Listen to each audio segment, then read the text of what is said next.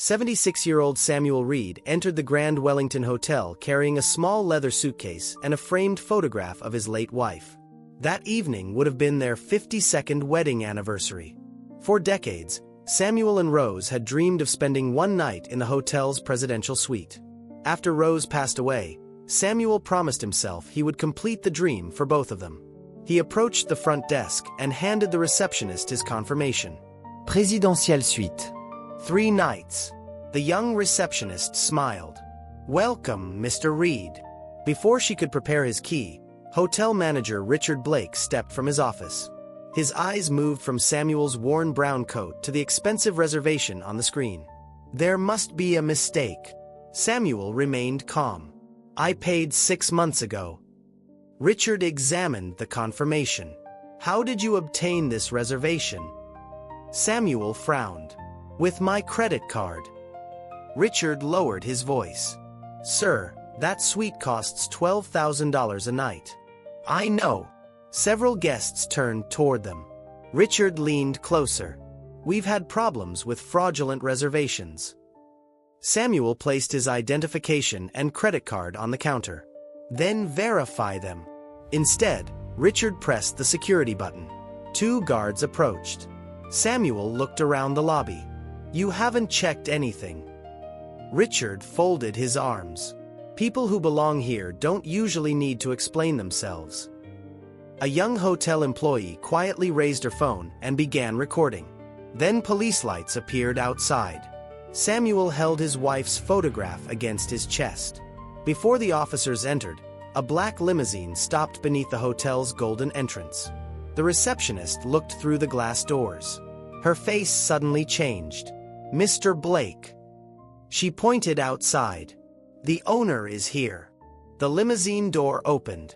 Victoria Wellington stepped onto the red carpet wearing a dark green suit. She rarely visited without warning.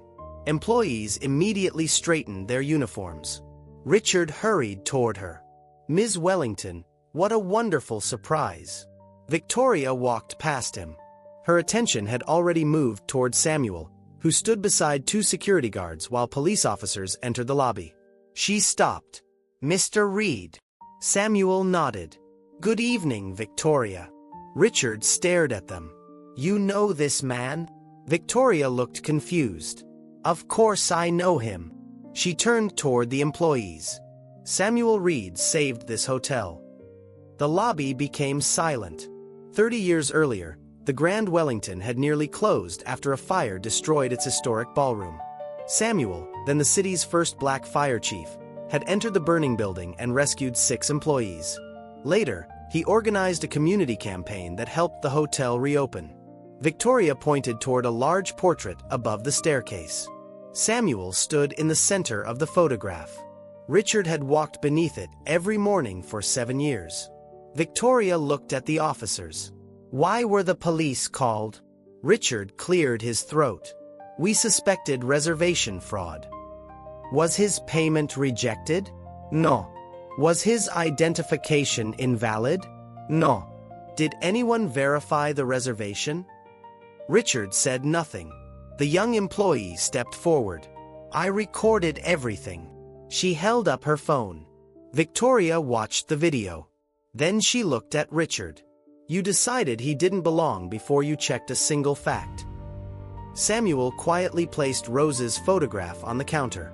"I came here to honor my wife." His voice trembled. "I didn't come here to prove I was worthy of entering a building I once helped save." By midnight, the employee's video had been viewed more than 4 million times. The headline spread across every major platform.